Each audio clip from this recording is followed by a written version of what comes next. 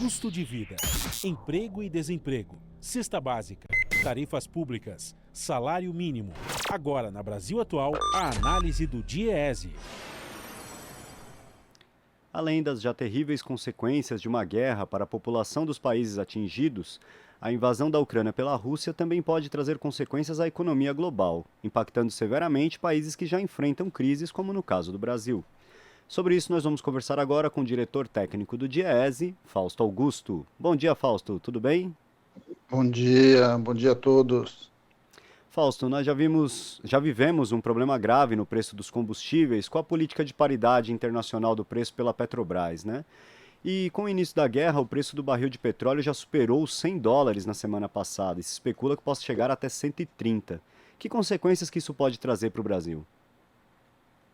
Bem, primeiro que, como foi falado na matéria anterior, a guerra ela inevitavelmente vai alterar muitos preços no mercado internacional.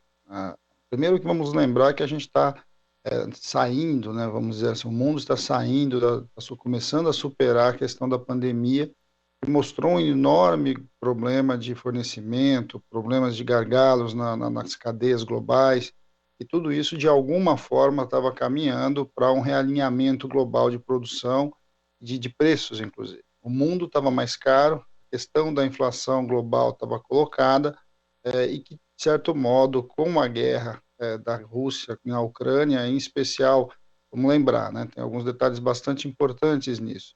Primeiro que nós estamos falando da segunda potência bélica do mundo, nós não estamos falando de uma guerra qualquer, estamos falando de uma guerra que também acontece na Europa. A Rússia é um dos maiores fornecedores de petróleo do mundo, e, de alguma forma, o conflito está alterando as relações globais todas com a Rússia. Tudo isso, de alguma forma, vai afetar diversos preços. O preço do petróleo é um deles. E aí, quando a gente fala do petróleo, nós falamos de petróleo e todos os seus derivados, em especial, aqui no caso do Brasil, a questão colocada aí dos fertilizantes. Nós vamos assistir, de um lado, um aumento no preço do barril do petróleo, que nós já estamos vendo. Isso vai impactar o preço da gasolina, o preço do óleo diesel aqui dentro, em especial por conta da atual política de preços da Petrobras, que joga para o consumidor o valor aí a um aumento do preço internacional, de um lado.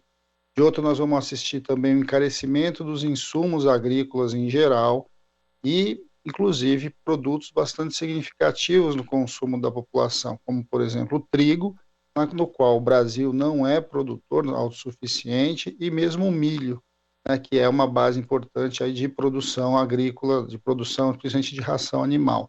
Quando a gente olha para tudo isso, a gente vai ver, de um lado, o aumento de preços vinculados ao petróleo e, de outro, aumento de preços vinculados aos alimentos. Isso tende a puxar a inflação para cima aqui no Brasil, que já tinha uma perspectiva de alta. Além disso, como foi falado também, a questão do crescimento econômico, que no Brasil já estava andando de lado, tende a se ampliar essas expectativas, ou seja, a possibilidade da gente crescer, a possibilidade do Brasil caminhar para um lugar melhor, vai ficando cada vez mais difícil ao longo de 2022. Vamos lembrar que tudo isso que a gente está vivendo é anterior à própria pandemia, anterior à guerra, mas com tudo isso a gente vai se complicando cada vez mais. Além disso, é bom olhar também com bastante atenção no cenário de como vão ficar as relações internacionais no mundo e como elas vão impactar os diversos atores e que, de alguma forma, vão recolocar aí, certo, muitas questões do ponto de vista diplomático e do ponto de vista do próprio Brasil no seu posicionamento geopolítico do mundo. Tudo isso, de alguma forma, vai recolocar para o Brasil uma série de perguntas que nós não sabemos muito bem quais são as respostas, uma vez que o atual governo é errático, né? Basicamente, nós não sabemos até que ponto o governo brasileiro se posiciona de um jeito, se posiciona do outro, em meio a um conflito bastante significativo e que pode reestabelecer aí as relações globais do ponto de vista político, mas também do ponto de vista econômico. Fausto, a Rússia também é um grande produtor de commodities, né? Commodities agrícolas, assim como o Brasil. Os embargos anunciados por Estados Unidos e outras nações pode levar a uma maior busca de produtos agrícolas no Brasil? Isso pode levar a uma nova alta de preços aqui devido a uma maior exportação e redução de oferta no mercado interno?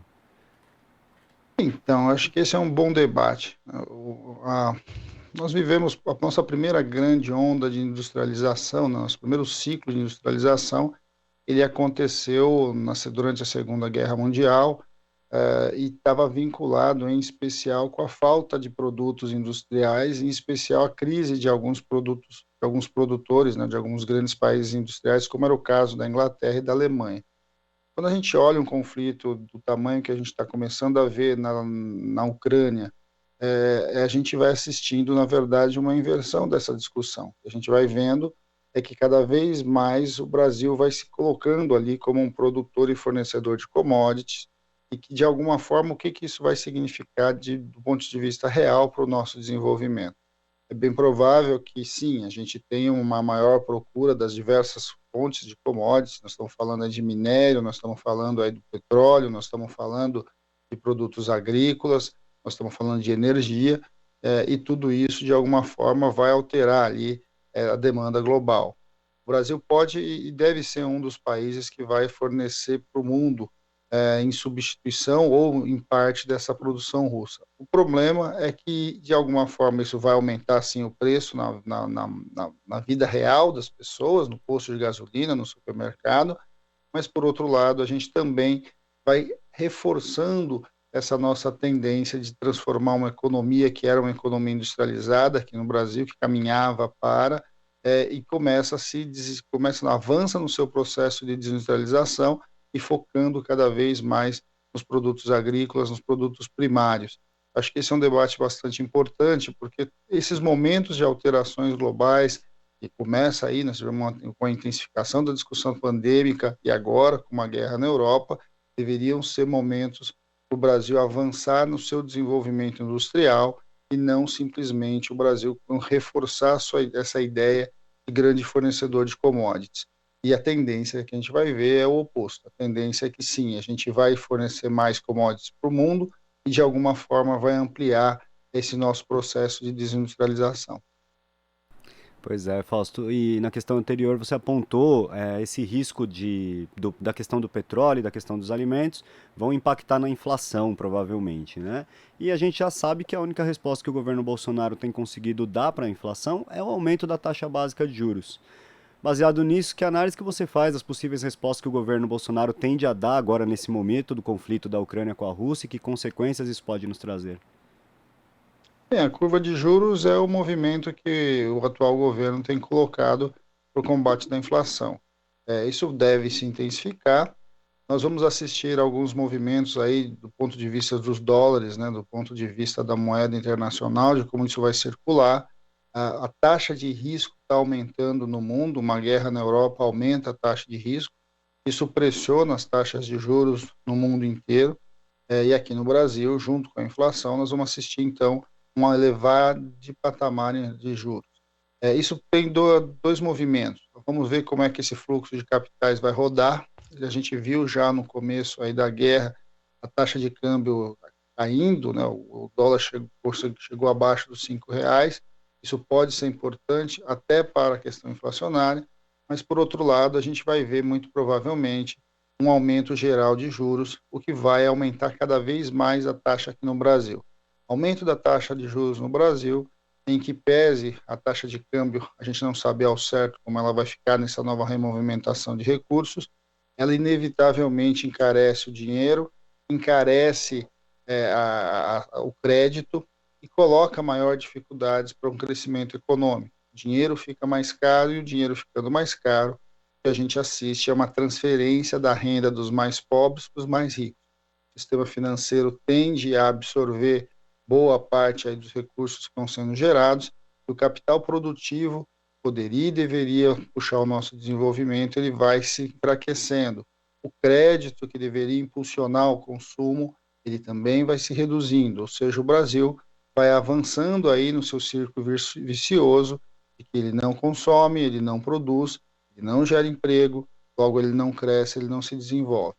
Esse é um debate bastante importante, de alguma forma nós não podemos esquecer, estamos num ano eleitoral, em um ano que também vai mudar muito as questões colocadas do para frente. O debate que a gente está assistindo na Ucrânia, enfim, a guerra da Ucrânia, tem a ver também com um grande movimento que começa lá em 2013, das chamadas primaveras aí, e da aversão à política. E essa aversão à política tem um preço muito alto aqui no Brasil com a eleição do Bolsonaro e as consequências que a gente está assistindo. E o mesmo, de alguma forma, a gente vai assistindo ali na Ucrânia. Esses movimentos que começaram ali no começo da segunda década desse século, de certo modo, estão impactando a nossa realidade. De alguma forma, o mundo está mudando e a gente não sabe muito bem para onde ele vai. É bastante assustador a gente assistir o retorno desta ideia que começou com os Estados Unidos lá na guerra do Iraque, de guerras preventivas. Então, o argumento que a Rússia usa para entrar no conflito com a Ucrânia tem a ver com uma guerra preventiva. E esse movimento pode reorganizar as relações internacionais do globo e vamos saber e vamos ter que verificar como que a posição do Brasil em tudo isso. E num momento muito complexo, que é o momento também em que o Brasil vai mudando e muito provavelmente deverá mudar a sua posição a partir das eleições do final do ano. Tá certo, Fausto, a gente vai seguir acompanhando esses movimentos, acompanhando a situação e conversando mais vezes aqui. Agradeço sua participação aqui no Jornal Brasil Atual de hoje. Um bom dia, uma boa semana para você. Bom dia, boa semana a todos. Conversamos aqui com o diretor técnico do DIEESE, Fausto Augusto. Aqui você ouve as notícias que os outros não dão. Jornal Brasil Atual.